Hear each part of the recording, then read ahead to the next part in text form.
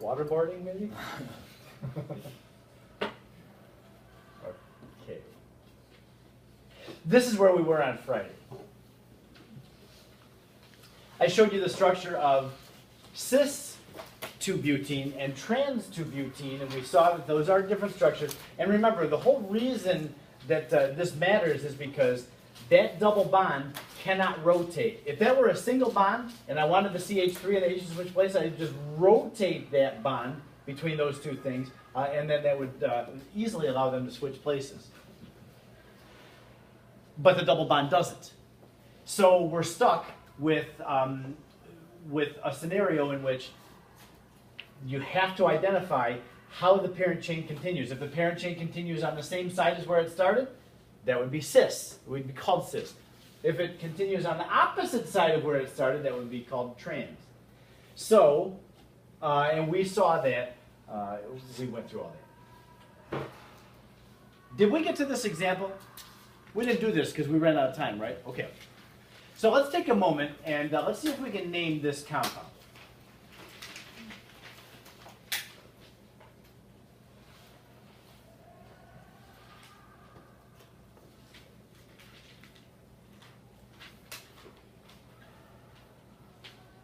Just giving you a moment to ponder it and think about it, and then we'll talk.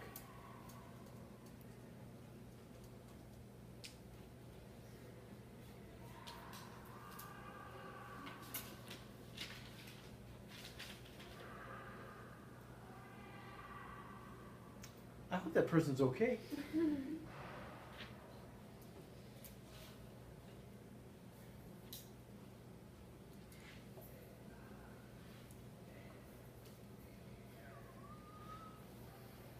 What is the name of the parent in this compound? Butene. It's a butene. Be more specific. 1-butene. Right, 1-butene. Oh. If I could, I hope this works. It's not going to. You sucker. I was playing with this on Friday after class too, and it did start to work. Text pen.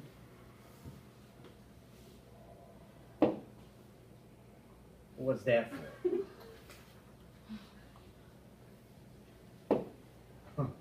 What if you other teachers tried to like freeze it or something? If that works here. Would pen work or no? Oh, what do you mean by freeze it? I don't know. She like froze something and then she like it worked after. On one of these flat panel ones? Yeah. The TVs? I don't know what she did.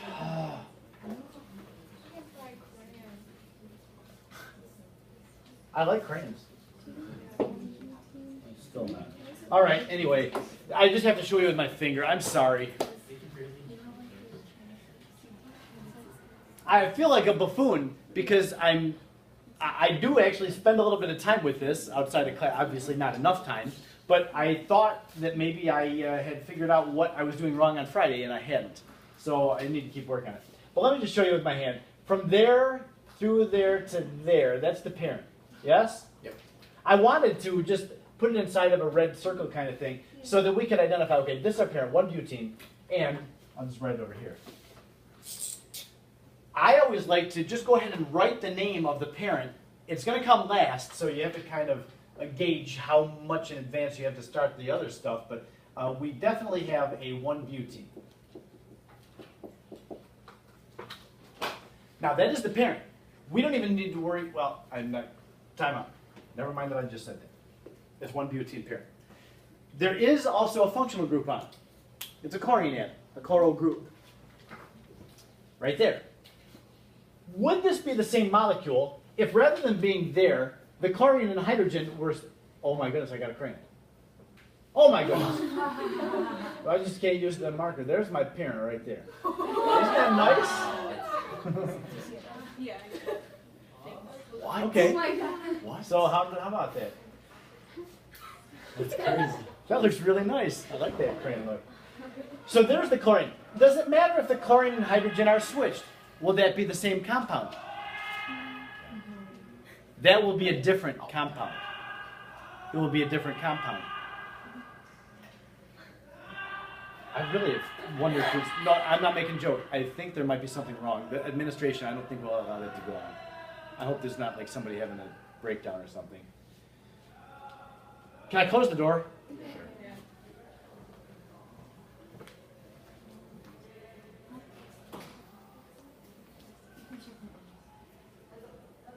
I'm thinking the same thing. I don't know.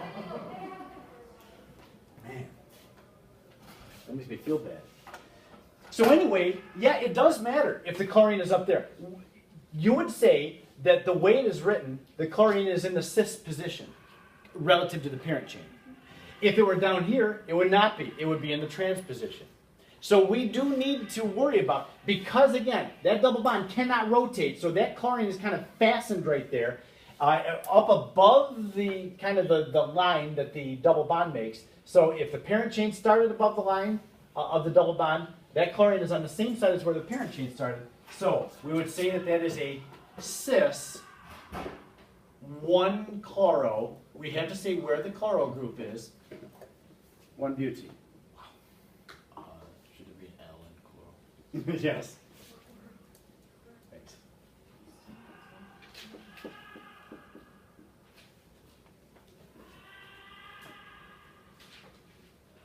Well, I'm sure glad I closed the door. Gosh.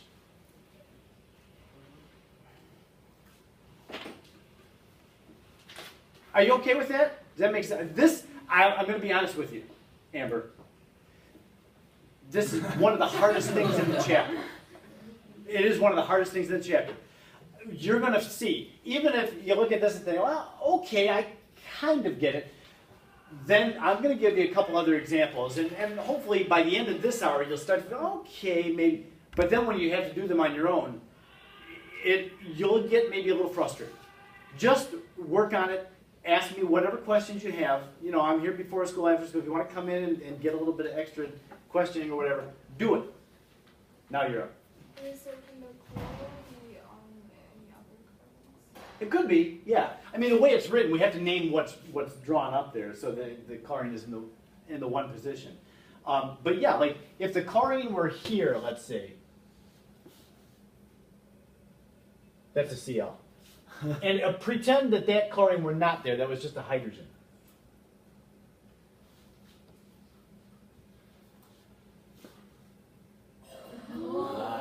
Try that.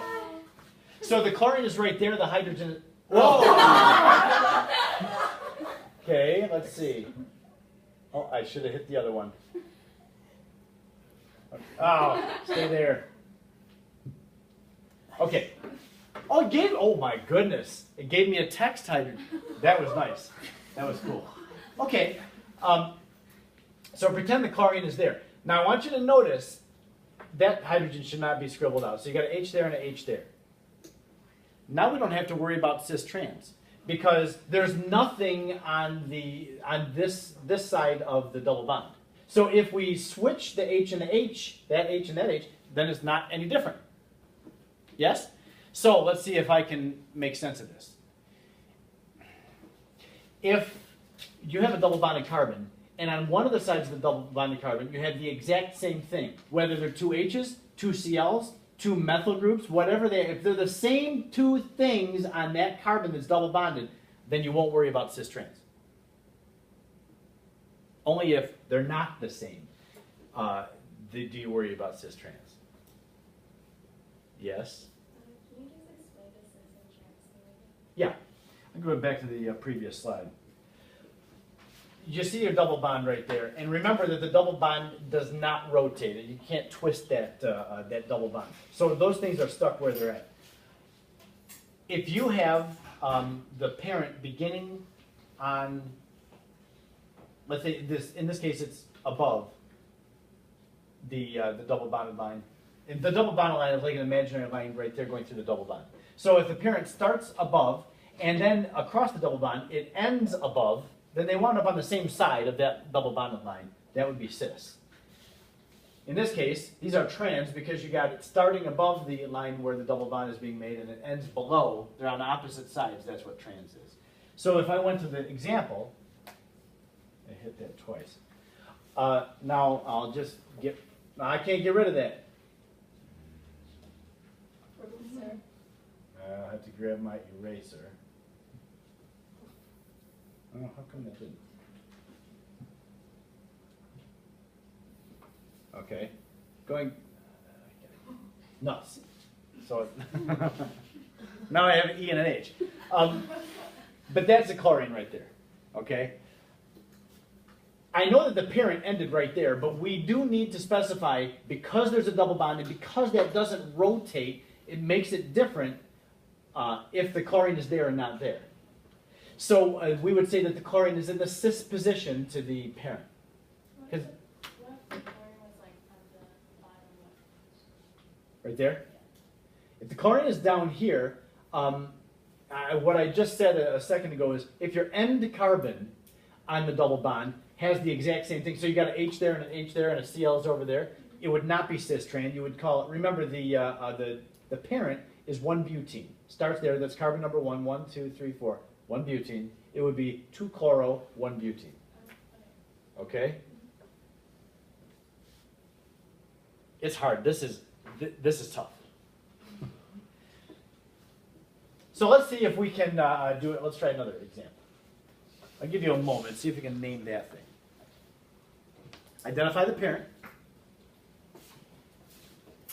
I'm bringing my crayon back up. I like that. Oh, yeah.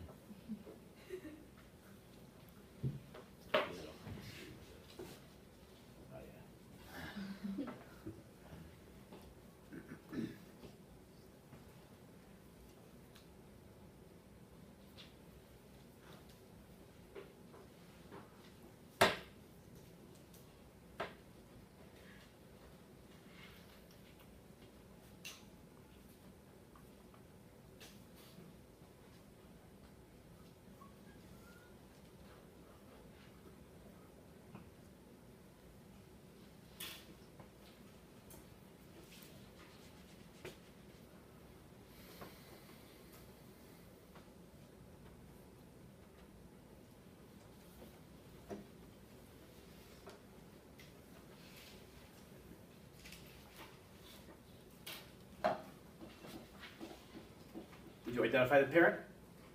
What's the name of the parent? Heptene. Not just heptene. Oh, 3-heptene. 3-heptene. Not just 3-heptene. Trans 3-heptene is the parent. Yeah? And that's what I'm talking about. Identify your parent chain like this. Okay, right there. Would you agree that that is the parent? And then you have a methyl group coming off of it. That's the only functional group we have in this thing. And so, yeah, we start above and we end below. That would be trans 3-heptene. Okay, so I'm going to, I don't know if this will be readable.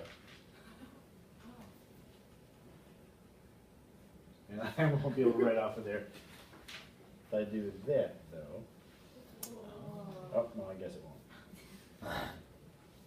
Okay, so that's heptene at the end. That's the parent. That is the name of the parent. And then we have a functional group on it. How would you name that functional group?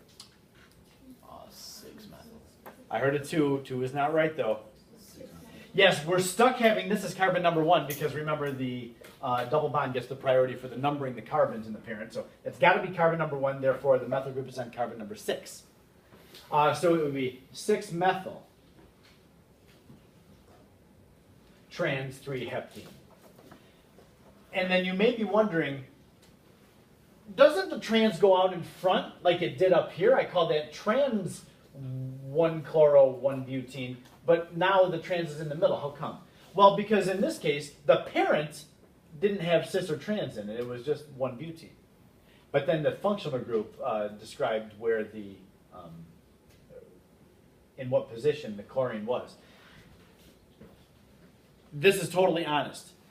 If you put trans at the beginning or somewhere else other than where it's at right now, I'm going to still mark it right. I'll be so happy if you recognize that that parent is a trans. You can put it at the end if you want to. I'll still mark it right. Okay?